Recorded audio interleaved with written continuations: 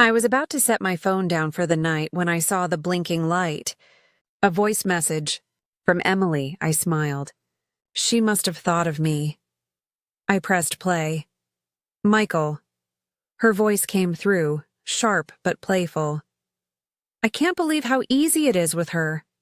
Honestly, she's pathetic. She believes everything I say. My heart stopped. She's just a burden, Emily went on, laughing softly. But hey, as long as she keeps handing me money, I'll keep pretending to care. Works out for both of us, right? I froze, phone still in my hand. Another laugh, colder this time. I swear I could tell her the sky's green and she'd nod along. That woman is blind, I whispered. Emily. The message ended. I sat there stunned, staring at the dark screen. My hands trembled so badly I nearly dropped the phone. I replayed it, hoping I'd misheard. Her voice again. She's pathetic. Just a burden. I pressed pause. No, Emily, not you. You didn't mean it, but she had. I hit play once more, desperate. As long as she keeps handing me money, I'll keep pretending to care. I covered my mouth. A sob escaped. Why, Emily? Why would you say that? I stood up, pacing the room, phone still clutched tight. I dialed her number. It rang once, twice. She answered, cheerful. Hi, Mom. Couldn't sleep? My throat closed. Emily. What's wrong? You sound shaken, I almost told her. But the word stuck. Instead, I whispered, nothing. I just wanted to hear your voice. She laughed lightly. Well, here I am. Go to bed, Mom. You need your rest. Emily. I tried, but she cut me off. Seriously, don't worry about me. I'm fine. You're fine. Everything's fine. The cheer in her voice stabbed me. The same voice that had mocked me minutes ago. I whispered, Good night. Good night, Mom. Love you. The call ended. I sank into the chair, clutching the phone to my chest. Love you, I repeated bitterly. Do you? The silence of the house pressed against me. I stared at the old photo on the wall, me holding Emily as a baby, smiling, her tiny arms around my neck. Where did she go? I whispered to the picture. I played the message again. Each word was a knife. She's pathetic. She's a burden. I shouted at the phone, I'm your mother! The empty room swallowed my voice. I pressed my forehead into my palms. I gave you everything. How could you? A knock echoed in my memory. The landlord years ago asking for late rent. My hands scrubbing dishes at midnight shifts. Emily's birthday dress I'd sewn from scraps. Was it all worthless? I asked myself. The phone buzzed. Another message from Emily. I hesitated, then pressed play. Sorry, babe, she said, her tone softer now. Mom called me just now, kind of weird. I think she suspects something, but don't worry, she never puts two and two together. She's too soft, too desperate for my love. Easy to handle, I gasped. She'll keep giving, I'll keep taking, Emily added, almost lazily. Trust me, Michael, I know how to play her. I dropped the phone onto the table. No. God, no. Tears blurred my vision. She doesn't mean it, I told myself. She can't mean it.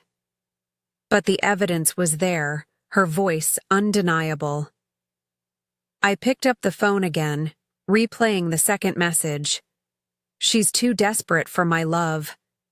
I slammed my hand on the table. I'm not desperate. But even as I said it, the truth burned. I had been. I'd bent over backwards for every scrap of attention from her.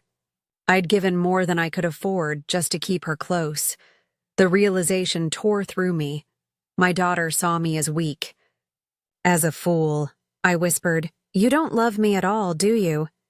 My chest ached, heavy and hollow. I pressed the phone against my heart as if squeezing it could erase her words.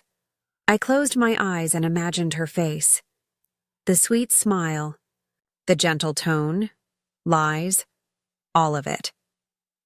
A thought whispered in my mind. If she can lie this easily, how much else has she hidden? I staggered to the window, pulling the curtain aside. The street was empty, quiet. My reflection stared back at me in the glass, eyes swollen, lips trembling. Grace Miller, I muttered to myself.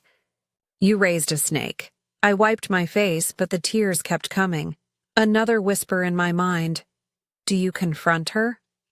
Or do you pretend nothing happened? The phone buzzed again. A text this time. Good night, Mom. I stared at it. Bitterness curling in my chest. Her sweet words. So opposite of what I'd just heard. I typed back, good night? Emily. My finger hovered over send. I deleted it. Instead, I set the phone face down. No more pretending, I whispered. I sank onto the couch, staring at the ceiling. My body felt numb, my spirit crushed. Emily, I murmured, you've killed me tonight. The clock ticked. Midnight passed. Still, I sat there, broken, listening to her laughter replaying in my mind, and in that silence I realized my world had ended with a single voice message. I barely slept. By morning, my eyes burned, but my heart hurt worse. The coffee machine hissed while I sat at the kitchen table, phone in front of me like a loaded gun. I whispered, Why, Emily? Why would you say that? The silence didn't answer. I pressed the photo frame beside me. Emily at 10 years old, front teeth missing, her hand clutching mine. I remembered that day clearly. Mom, she'd asked back then, will Daddy ever come home again? I'd swallowed my tears. No, baby. Daddy's gone to heaven. Her little face had scrunched up. Then you have to be both, okay? Mom and Dad. I will. I'd promised. And I had. I heard her younger voice in my head again. Don't cry, Mom. I'll make you proud. I slammed the present-day photo frame down. Proud? You mock me now, Emily. You call me pathetic. The coffee pot beeped. I poured myself a cup, though my hands shook so badly most of it spilled. A memory hit me. I was 28, scrubbing dishes at the diner, hands raw from soap. Emily's birthday was the next day, and I had no money for a dress. My coworker, Marlene, had leaned over. Grace, go home. You look dead on your feet. I need the hours, I'd said. You'll collapse, she'd warned. I shook my head. Emily wants a new dress. I'll make it happen. That night, I'd stayed up until dawn, stitching scraps into something decent. Emily had twirled in it, grinning. Mom, it's the prettiest dress ever, she'd shouted, hugging me tight. I whispered now into the cold morning air. Was that hug real, Emily? Or just practice for the lies you tell today? The phone buzzed suddenly. Linda, my neighbor. Grace? You up? Yes, I croaked. You sound awful. Didn't sleep? No. Emily again? I flinched. Don't start, Linda. You know I've warned you, she said gently. She takes and takes. You never see it. I clenched my jaw. She's my daughter. And you're her wallet, Linda shot back. Stop. I snapped, then softened. Please, Linda. Just stop. There was silence. Then Linda sighed. All right. But one day, Grace, you'll see what I see. I ended the call, shaking. Too late, I whispered. I already did. I pressed my palms to my face. Another memory rose. Emily's high school graduation. She'd run to me, cap in hand. Mom, I did it. I'd cried, hugging her. You're everything I worked for, Emily, everything. She'd kissed my cheek. Someday I'll take care of you like you took care of me. My chest tightened. I muttered to the empty room. And this is what you meant? Taking care of me by laughing at me? The phone buzzed again. A text. From Emily. Good morning, Mom. Did you sleep okay? I stared at it, rage and grief twisting together. I typed, Emily, why did you... then stopped. Deleted. Instead, I wrote, "Morning, sweetheart. I'm fine." I pressed send. Almost instantly, she replied, "That's good. Don't forget, I need some extra cash this week." Michael's paycheck got delayed. I laughed bitterly. "Of course," I dialed her. She answered quickly. "Hi, Mom. Everything okay?" "Emily," I said slowly. "Do you remember your graduation day?" She paused. Yeah. Why?" "You told me you'd take care of me someday." She laughed nervously. "And I am, Mom. Don't I come by? Don't I help you with groceries?" "You said more than that," I whispered. "Mom, you're being weird." "Are you okay?" I wanted to scream the truth. "I heard you. I know everything." But the words stuck. Instead, I said, "I'm fine. Just remembering." Her tone brightened again. "Good. So, about that money—" I hung up. I gripped the phone so hard my knuckles went white. "Not today," I muttered. "Not anymore." I opened the drawer, pulling out old letters Emily had written as a child. Crayon words, shaky handwriting. "I love you, Mom. You're the best." I pressed them to my chest. Where did that little girl go? The silence answered. She was gone. The Emily I raised had died years ago, replaced by someone I didn't know. And as the morning sun filled the room, I made a quiet vow.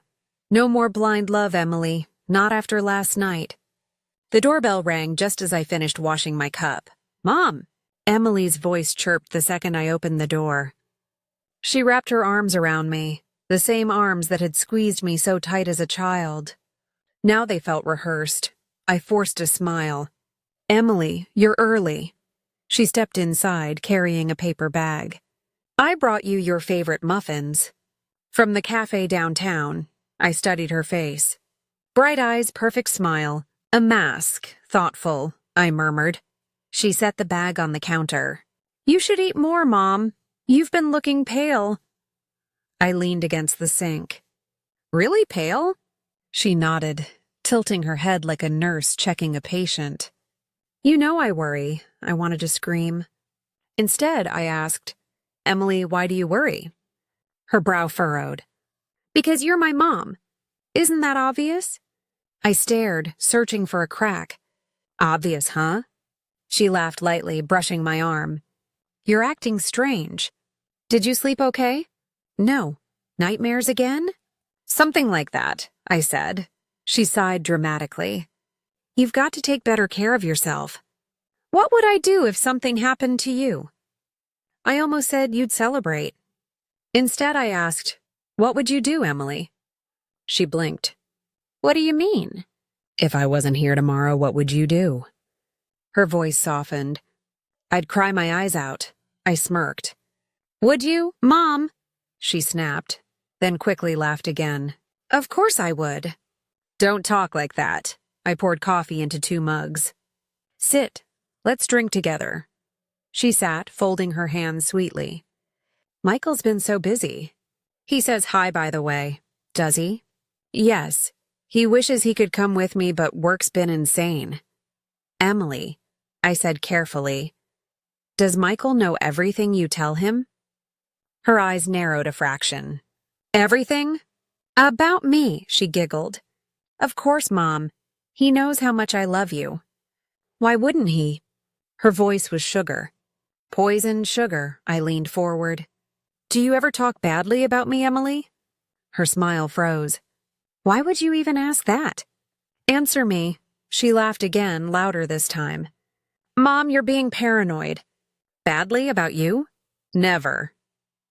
I sipped my coffee, studying her. "You don't believe me," she said flatly. "I'm listening." She reached across the table, squeezing my hand. "Mom, I would never disrespect you. You mean too much to me." Her skin was warm, but I felt nothing. "Do I?" I asked softly. "Of course. You're my world." I pulled my hand back. "Funny. You don't always sound that way." Her eyes darted. "What's that supposed to mean?" "Exactly what it sounds like." She laughed nervously. Mom, seriously, are you okay? Did someone say something to you? Linda again? I stiffened. Why mention Linda? Because she's always stirring things up, Emily snapped, then forced another smile. She's jealous. Don't listen to her. I set my mug down hard. I didn't mention Linda. You did. Her smile faltered for a second. Then she said sweetly, I just know how she is. The mask slipped for a heartbeat. I leaned back. You're good at pretending, Emily. She blinked fast. Pretending? Pretending what? That you care.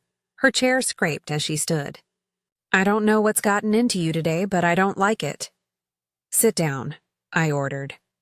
She hesitated, then sat, smoothing her skirt. You're scaring me, Mom. I tilted my head. Am I? Or are you scared I finally see through you? She gasped. What? That's crazy. You're talking nonsense, silence stretched. I could hear the clock ticking. Finally, she said softly, I don't know why you're acting this way, but I love you. That's all I'll ever say. Her eyes glistened with fake tears. I whispered, Those tears don't move me anymore. She stood quickly. I should go. Michael's waiting. I nodded slowly. Yes, run back to him. Her jaw tightened. We'll talk when you're calmer. I walked her to the door. She leaned in, kissed my cheek, whispered, I love you, Mom. The words burned.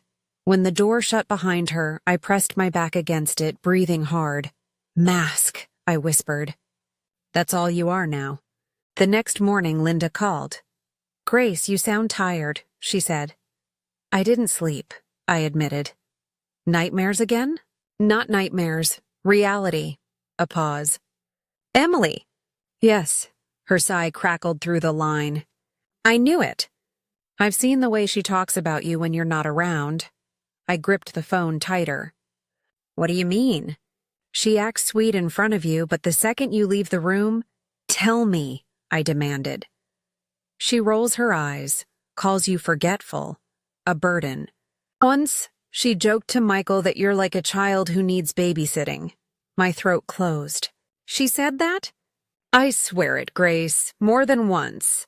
Silence stretched. I could hear my heart pounding. Linda whispered, You didn't know? No, I said hoarsely. Not until recently. Grace, I'm sorry. I didn't want to hurt you. You should have told me. I thought maybe I was overreacting. But now, her voice trailed off. I pressed my hand to my forehead. Linda, last night I confronted her. She smiled through it. Lied to my face. That's what she does. She's good at it. Yes, but you're smarter. I sank into a chair. I don't feel smart. I feel broken. Linda's tone softened. You're not broken. You're waking up? I let the words settle. Waking up. Grace, she continued, you've given everything to that girl. She knows it. She uses it, I whispered. She doesn't love me. Linda hesitated. I don't think she knows how to. The truth stung, sharper than any lie. I closed my eyes. All these years? Was it all fake? No, children can love, but some twist it. Emily learned she could get her way by smiling. She never stopped. Tears slipped down my face. I sacrificed everything. 2 jobs, no holidays. I kept nothing for myself. I know, Linda said gently. I saw it all. But Grace, love isn't always repaid. I gritted my teeth. Then why does it hurt so much? Because you're human. We sat in silence for a while, 2 women connected by pain. Finally, Linda whispered, What did she say last night? She pretended to care. Told me I was paranoid. Even cried fake tears.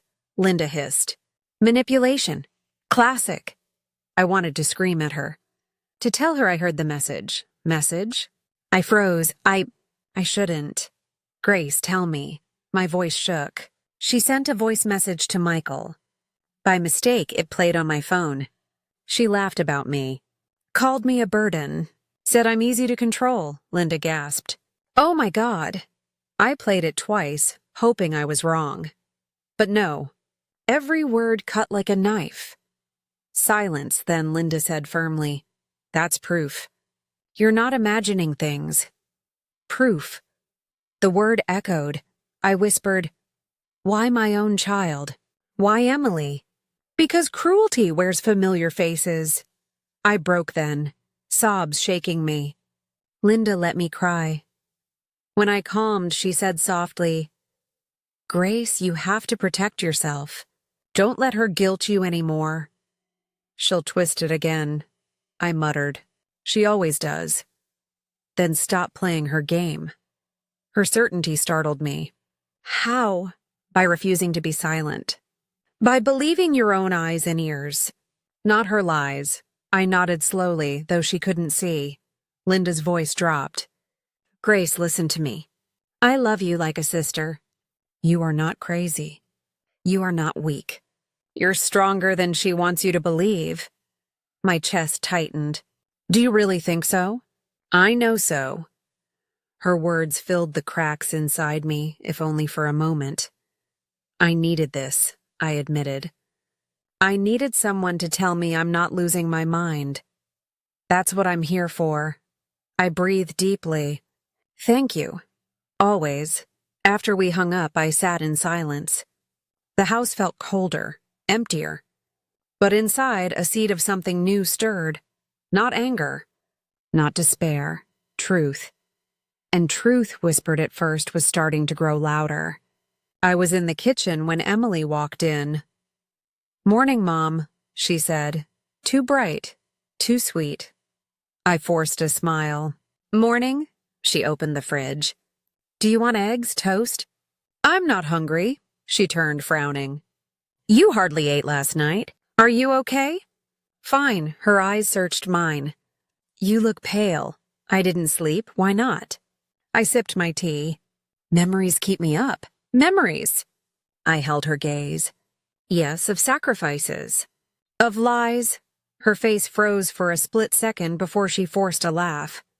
You sound dramatic today, do I? Yes, maybe you should rest. I set down my cup. Emily, do you ever think about what I gave up for you? She blinked. Of course I do. Tell me then. She hesitated. You worked hard. You raised me alone. I know all that. Do you? I asked softly. Her jaw tightened. Why are you asking this? Because sometimes I wonder if you remember it all. Her smile slipped. Of course I remember. But you don't have to remind me every day. I leaned forward. I never remind you. You remind me with how you treat me. Her eyes narrowed. What are you talking about? You laugh at me. Behind my back. Her mouth opened, then shut. Who told you that? So it's true? She flinched. No, I mean, people exaggerate. People like Linda. Her face hardened. She said something, didn't she? She didn't need to. I heard it myself. Emily froze. What do you mean? I whispered, the voice message. Color drained from her face. She swallowed. That wasn't for you. I know. Her voice shook. Then why play it? Because it came to me. And it revealed the truth. She dropped her gaze. Mom, you don't understand. Make me understand. She rubbed her forehead. I was venting. Michael was annoyed because you asked for help. I was just trying to lighten the mood. By calling me a burden? By laughing? Tears welled in her eyes. It was stupid. I didn't mean it. I stared at her. Yes, you did. She shook her head. No, Mom, please, I love you, I say dumb things sometimes. Dumb things don't cut this deep. She stepped closer. Don't twist it. I'm still your daughter. I know you're my daughter. That's what makes it hurt. She grabbed my hand. Please let it go. Don't ruin what we have. What do we have, Emily? Her lip trembled. A family. A bond, I whispered. Bonds don't survive on lies. Her tears spilled over. You're all I have, Mom. I can't lose you. Her voice cracked, and for a moment I saw the little girl she once was.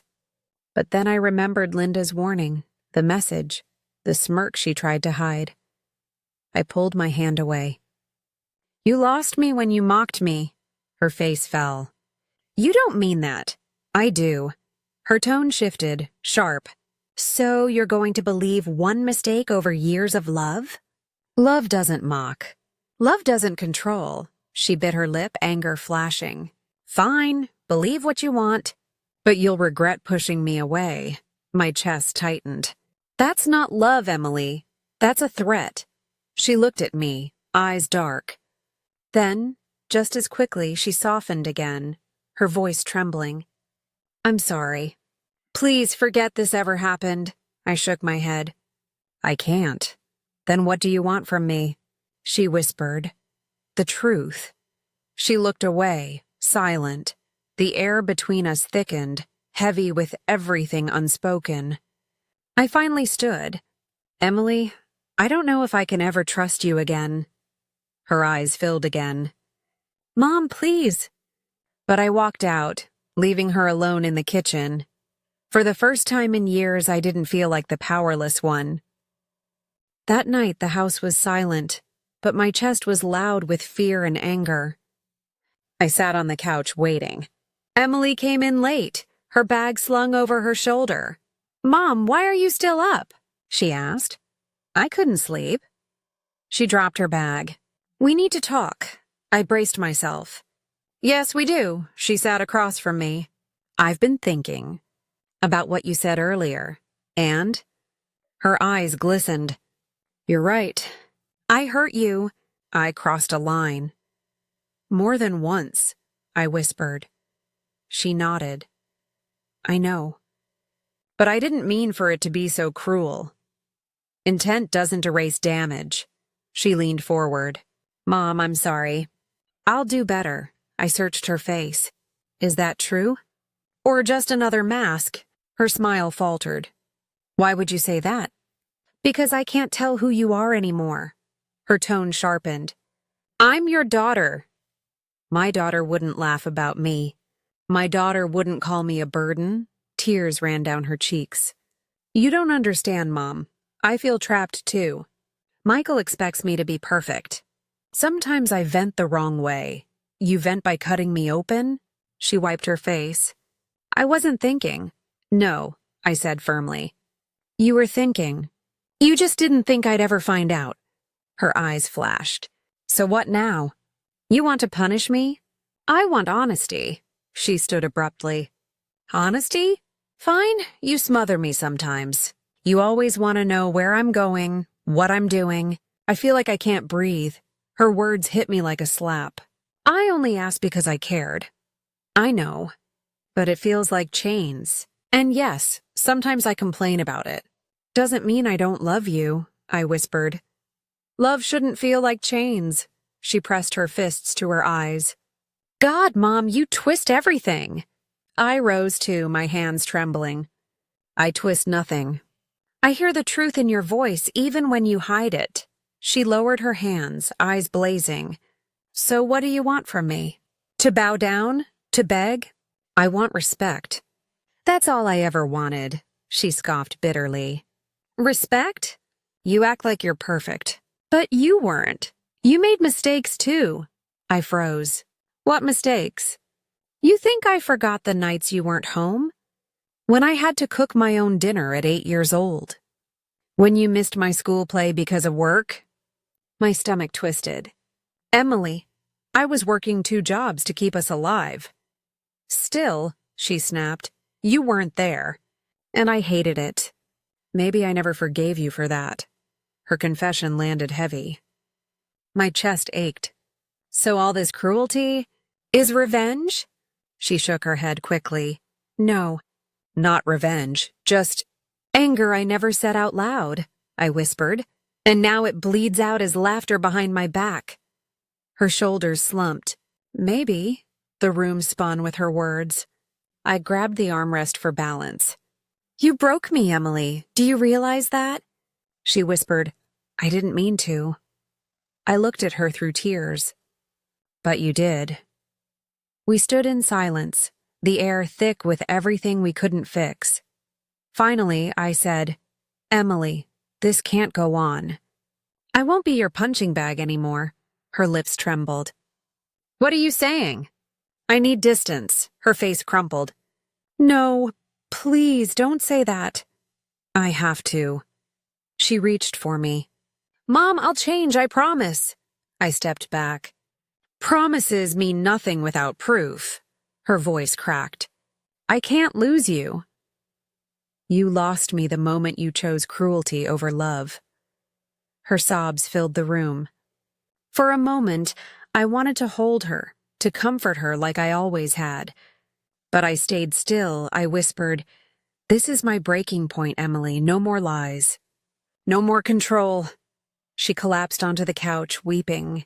I turned away, my own tears blurring the room. For the first time in years, I wasn't the one begging. The next day I called Linda. Her voice was sharp. Grace, you sound hollow. What happened? I hit my breaking point last night. You told Emily? Yes, I told her I need distance. A pause. How did she take it? She cried, begged, then snapped. Then cried again. Linda sighed. That's her pattern. She flips to whatever works. I know, but this time I didn't bend. Good, I whispered. It hurt, Linda, seeing her beg. But I couldn't give in. You shouldn't. You've carried her weight for too long. I bit my lip. Do you think I'm cruel for pulling back? No, you're protecting yourself. I let out a shaky breath. Part of me still feels guilty. Of course you do. That's how she controls you. I pressed the phone tighter. You really think she manipulates me on purpose? Yes, Linda said firmly. She knows exactly which strings to pull. I closed my eyes. I want to believe she loves me. She does in her way. But love without respect is poison. Her words stung. Poison. Yes. And Grace, if you're not careful, it'll kill your spirit, I whispered. Maybe it already has. No. You're still here. You're still fighting. That means you haven't given up. I swallowed hard. I'm so tired, Linda. I know. But you need to stay strong. And you need to watch her. My stomach dropped. Watch her? Yes. Emily doesn't like losing control. She might try harder now, I frowned. What do you mean?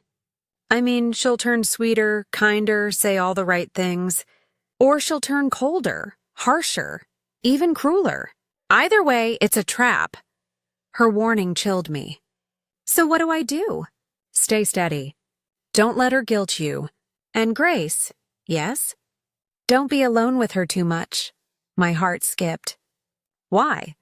Because manipulation is easier face to face. She can twist your emotions until you question yourself again.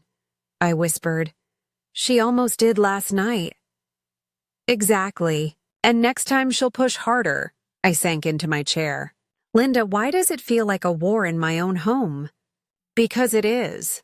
Her bluntness made me shiver. I never wanted war. I just wanted love, I know. But sometimes survival means choosing yourself over the people who hurt you. Tears filled my eyes.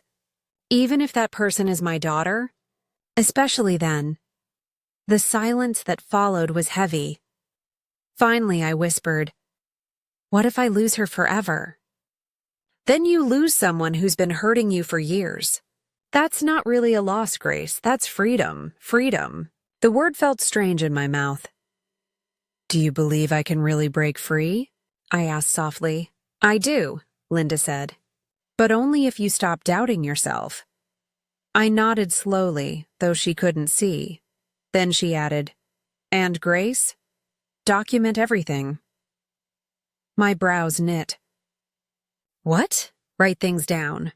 Save proof, messages, notes, anything. If she turns others against you, you'll need your truth. Her warning made my stomach churn. You think she'd do that? Manipulators always build stories. Better to be ready, I whispered. I'm scared, Linda. I know. But you're not alone. I'll stand with you. Her promise steadied me. Thank you, I said softly. I don't know what I'd do without you. You'd survive, she replied. But with me, you'll do more than survive. You'll heal. I held the phone to my chest after we hung up. Her words echoed in my heart, but so did her warning. Emily wouldn't let go easily, and I had to be ready. The week that followed felt like watching a slow-motion fall. Emily was colder at times, then suddenly overly kind, like a director switching scenes. I kept thinking she would break, but she shifted tactics. She came that Tuesday with casseroles and a smile. "Hey, Mom, I brought lunch," she said, setting the dish down. "Thanks," I said. Michael waved from the doorway. "Hi, Mrs. Miller." "Hello, Michael," I replied. He kissed her cheek and left. Emily lingered. "So how are you feeling?" she asked. "Tired," I said. "You should come with me tomorrow. A little shopping might cheer you up," she said. "Buy me things?" I asked. "No, to spend time, just us." "Like old times. Why now?" I asked. "Because I miss you." "I can be better," she said softly. "Promise me no tricks," I said. Her laugh was forced. "I promise." That night, Michael left his phone on the table. A text popped up. "Emily, Mom's on to me. I'm trying full nice now. Play along." "Don't make her suspicious." Michael, got it. "Be careful." My hands went cold. The next morning I confronted her. "What does play along mean?" She blinked. "What are you talking about?" I slid the phone across the table. "Read it." "You invaded my privacy," she said. I read what was there. "This proves you planned it." "It's nothing." "We were talking about work." "Work?" I scoffed. "You told him to play along. Do you think my life is a play?" "Don't twist my words," she snapped. "Explain telling him to be careful," I demanded. "You always overreact," she said. "You think I'm against you?" "I heard you laugh about me," I said. "This isn't a misunderstanding." "I'm trying," she said, tears forming. "You promised," I said. "I need proof." "Tell Michael the truth about the message."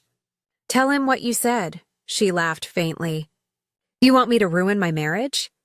"You humiliated me," I said. "This is fair," she paced. "You would make me do this? Force me?" "I'd ask you to be truthful," I said. "If you value us, you'll do it." "You're trying to control me," she said. "No, I want respect." She grabbed her phone. "Fine, take everything." "Read it." I did. The texts were there, plain. She had scripted her kindness. After she left in a storm of slams and accusations, the house felt empty. I sat with the quiet, feeling truth settle like dust. At the grocery, a cashier said, "Mrs. Miller? You look different. Stronger." "Thanks," I said, surprised. Linda's warning played in my head. Document everything. I opened my bag, pulled a small notebook, and wrote the date, the texts, the exact words. My handwriting felt like armor.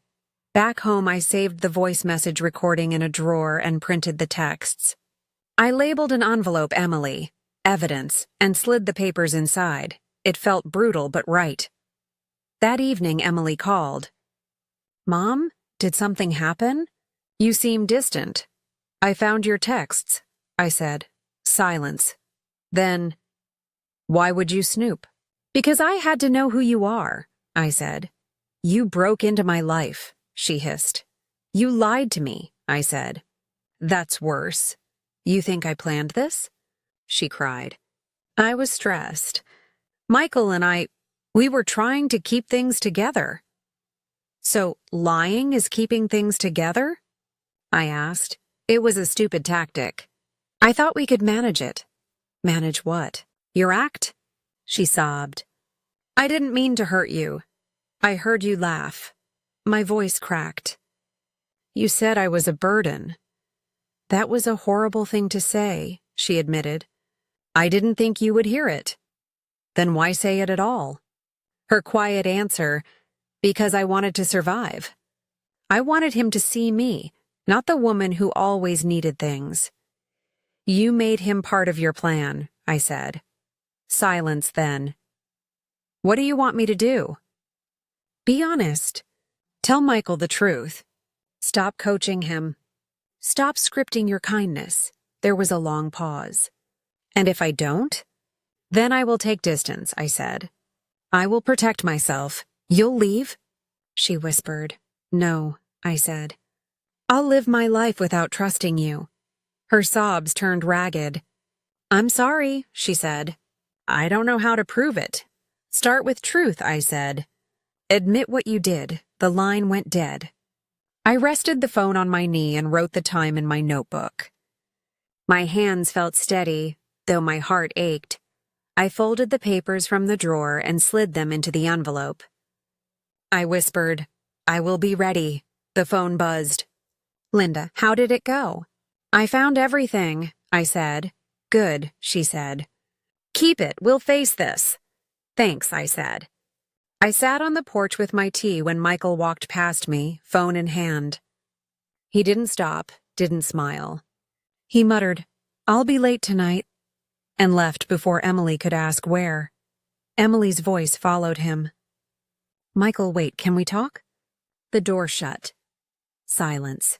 She turned to me, eyes sharp. Did you hear that?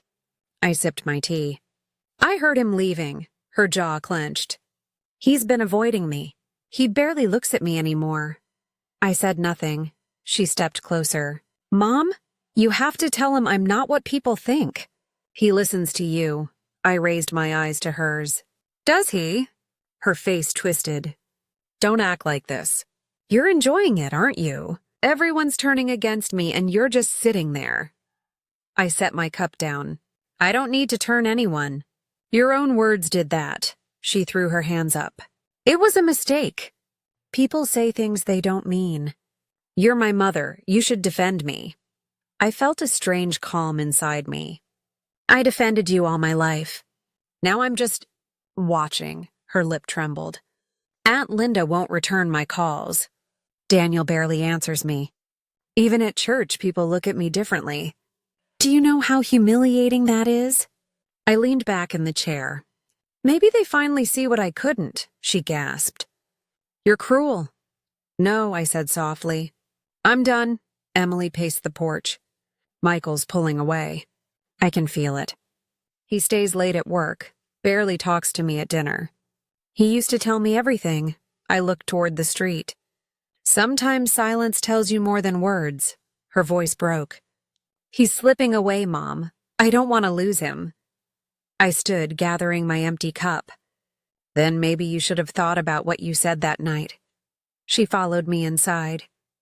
Why can't you just forgive me? Why can't you forget it ever happened? I turned, meeting her desperate eyes.